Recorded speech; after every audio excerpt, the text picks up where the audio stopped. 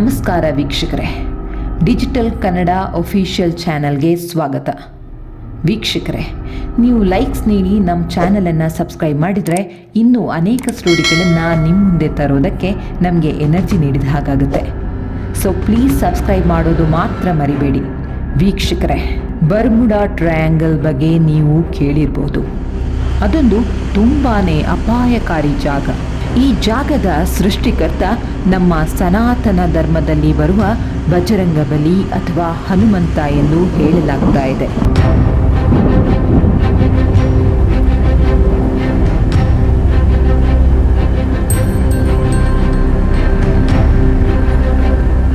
ಇಂಥದ್ದೊಂದು ತರ್ಕ ಹುಟ್ಟೋದಕ್ಕೆ ಕಾರಣ ಪುರಾಣದಲ್ಲಿ ಬರೋ ಕಥೆಯೇ ಆಗಿದೆ.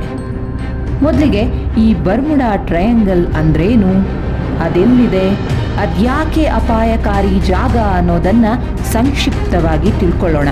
ಉತ್ತರ ಅಟ್ಲಾಂಟಿಕ್ ಮಹಾಸಾಗರದಲ್ಲಿ ಇರೋ ಈ ನಿಗೂಢ ಪ್ಲೇಸ್ ತ್ರಿಕೋಣಾಕಾರದಲ್ಲಿದ್ದು ಇದರ ಮೂಲಕ ಆಕಾಶ ಮಾರ್ಗವಾಗಿ ಅಥವಾ ಸಾಗರ ಮಾರ್ಗವಾಗಿ ಹಾದು ಹೋದರೆ ಆ ಟ್ರಯಾಂಗಲ್ ಜಾಗ ಎಲ್ಲವನ್ನ ತನ್ನತ್ತ ಸೆಳೆದುಕೊಳ್ಳುತ್ತೆ ಅನ್ನೋ ವಾದ ಇದೆ. ಈವರೆಗೆ ಇಲ್ಲಿ ಆಕಾಶ ಮಾರ್ಗವಾಗಿ ಹಾದು ಹೋದ ಏರೋಪ್ಲೇನ್ಗಳ ಪತ್ತೇ ಇಲ್ಲ. ಇನ್ನು ಸಮುದ್ರ ಮಾರ್ಗವಾಗಿ ಹೋದ ಹಡಗುಗಳು ನಾಪತ್ತೆಯಾಗಿವೆ. ಹಾಗಿದ್ರೆ ಅವೆಲ್ಲವೂ ನಾಪತ್ತೆಯಾಗೋದಕ್ಕೆ ಹೇಗೆ ಸಾಧ್ಯ? ಆ ಜಾಗದಲ್ಲಿ ಎಲ್ಲವನ್ನೂ ಎಲ್ಲರನ್ನೂ ನುಂಗಿ ಹಾಕುವ ಅಂಥ ಶಕ್ತಿ ಏನಿದೆ? ಅದು ಯಾರಿಗೂ ಇದುವರೆಗೂ ಗೊತ್ತಿರದ ನಿಗೂಢ ಸಂಗತಿಯಾಗಿದೆ. ಈ ಬರ್ಮುಡಾ ಟ್ರಯಾಂಗಲ್ ಅನ್ನ ಡೆವಿಲ್ಸ್ ಟ್ರಯಾಂಗಲ್ ಅಂತಲೂ ಕರೀತಾರೆ. ಈ ಜಾಗದಲ್ಲಿ ಮುಳುಗಿದ ಹಡಗುಗಳು ಅಥವಾ ವಿಮಾನಗಳ ಅವಶೇಷಗಳು ಕೂಡ ದೊರಕಿಲ್ಲ. ಇಲ್ಲಿನ ಫ್ಲೋರಿಡಾ ಮತ್ತು ಫೋರ್ಟೋರಿಕೋ ನಡುವಿನ ತ್ರಿಕೋಣಾಕೃತಿಯ ದಕ್ಷಿಣ ಗಡಿಯ ಬಳಿ ಹೆಚ್ಚಾಗಿ ಅಪಘಾತಗಳು ಸಂಭವಿಸುತ್ತಂತೆ. ಇನ್ನು ಪುರಾಣದಲ್ಲಿ ಈ ಬಗ್ಗೆ ಯಾವ ಕತೆ ಇದೆ ಅಂತ ನೋಡೋಕೆ ಹೋದರೆ ನಮ್ಗೆ ಸಿಗೋದು ರಾಮ ಬಂಟ ಹನುಮಂತ ಸೀತಾ ಮಾತೆಯನ್ನ ಹುಡುಕ್ತಾ ಹೋಗುವಾಗ ಎದುರಾಗೋ ಒಂದು ರೋಚಕ ಕತೆ. ತನ್ನ ಅಗಾಧ ಶಕ್ತಿಯಿಂದ ಹನುಮಂತ ಹಿಂದೂ ಮಹಾಸಾಗರವನ್ನ ಹಾರುತ್ತಾ ದಾಟ್ತಾ ಇರ್ತಾನೆ. ಆಗ ಇದ್ದಕ್ಕಿದ್ದ ಹಾಗೆ ಅವನನ್ನ ಯಾರೋ ಸೆಳಿತಾ ಇರೋ ಹಾಗೆ ಫೀಲ್ ಆಗುತ್ತೆ. ಅವನನ್ನ ಆ ರೀತಿ ಸೆಳೆದಿದ್ದು ಸಿಂಹಿಕಾ ಅನ್ನೋ ರಾಕ್ಷಸಿಯಾಗಿರ್ತಾಳೆ. ಆದರೆ ಈ ಬಗ್ಗೆ ಅವನಿಗೆ ಅದಾಗಲೇ ಸುಗ್ರೀವ ಎಚ್ಚರಿಕೆ ಕೊಟ್ಟಿರ್ತಾನೆ.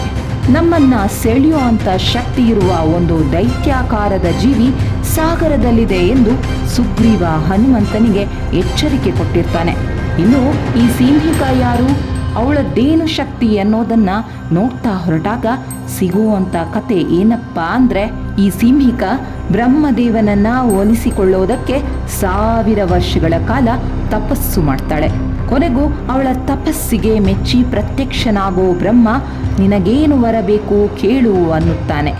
ಆಗ ಸಿಂಹಿಕಾ ಅದೆಷ್ಟೇ ಬಲಶಾಲಿಯಾಗಿದ್ರೂ, ಅದು ಯಾವುದೇ ವಸ್ತುವಾಗಿರಲಿ ಜೀವಿಯಾಗಿರಲಿ, ಅವರನ್ನ ಅಥವಾ ಅದನ್ನ ಆಕರ್ಷಿಸಿ ತನ್ನತ್ತ ಸೆಳೆದುಕೊಳ್ಳುವಂಥ ವರ ಕೊಡು ಎಂದು ಕೇಳುತ್ತಾಳೆ.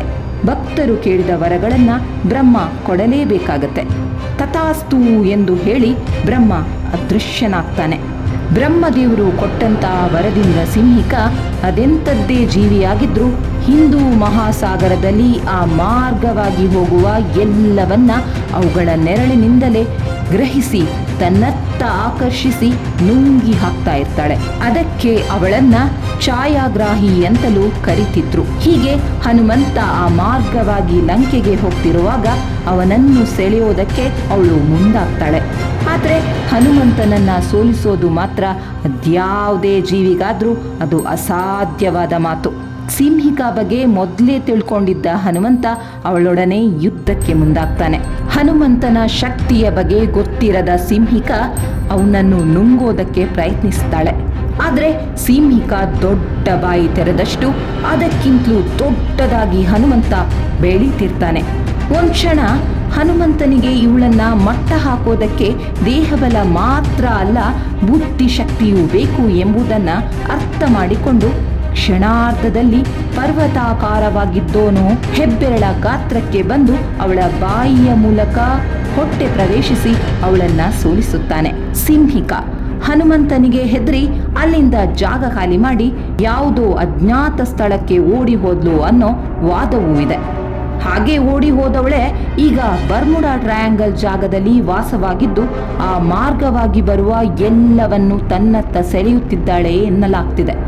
ಇದು ಎಷ್ಟು ನಿಜ ಅನ್ನೋದ್ರ ಬಗ್ಗೆ ಯಾರು ಅಧ್ಯಯನ ಮಾಡೋರಿಲ್ಲ.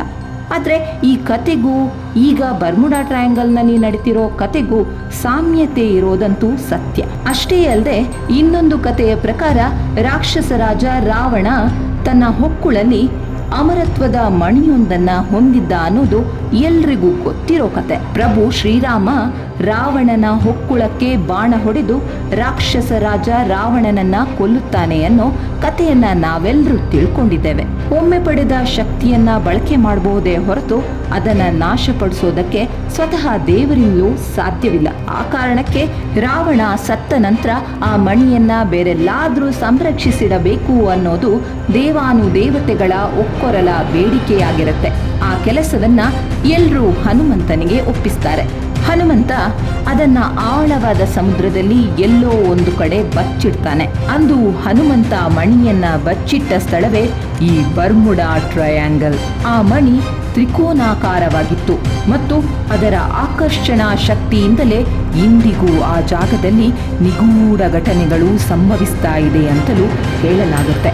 ಆದರೆ ಇದು ಕೇವಲ ಕಥೆಯಾಗಿದೆಯೇ ಹೊರತು ಇದೇ ನಿಜ ಅನ್ನೋದಕ್ಕೆ ಇದುವರೆಗೂ ಯಾವ ಪುರಾವೆಯೂ ಸಿಕ್ಕಿಲ್ಲ ಮತ್ತು ಈ ಬಗ್ಗೆ ಯಾವ ಅಧ್ಯಯನಗಳು ನಡೆದಿಲ್ಲ. ಆದರೆ ಈ ಕಥೆಗಳನ್ನಂತೂ ಅಲ್ಲಗಳೆಯೋ ಹಾಗಿಲ್ಲ. ಇದೇ ನೋಡಿ ನಮ್ಮ ಸನಾತನ ಧರ್ಮದ ಶಕ್ತಿ. ಇಲ್ಲಿ ಎಲ್ಲವೂ ಇದೆ, ಎಲ್ಲವನ್ನೂ ನಮ್ಮ ಪೌರಾಣಿಕತೆ ಕಂಡುಕೊಂಡಿದೆ. ಆದರೆ ಅದನ್ನ ಕಣ್ತೆರೆದು ನೋಡೋ ಮನಸ್ಸು ನಮ್ಮದಾಗಿರಬೇಕಷ್ಟೆ. ಸೊ ವೀಕ್ಷಕರೇ, ಇದಾಗಿತ್ತು ನಮ್ಮ ಬರ್ಮುಡಾ ಟ್ರಯಾಂಗಲ್ನ ರೋಚಕ ಸ್ಟೋರಿ. ಮುಂದಿನ ಎಪಿಸೋಡ್ನಲ್ಲಿ ಮತ್ತೆ ಭೇಟಿಯಾಗೋಣ. ಅಲ್ಲಿವರೆಗೂ ಗುಡ್ ಬೈ. ಜೈ ಭಾರತಾಂಬೆ, ಜೈ ಕನ್ನಡಾಂಬೆ.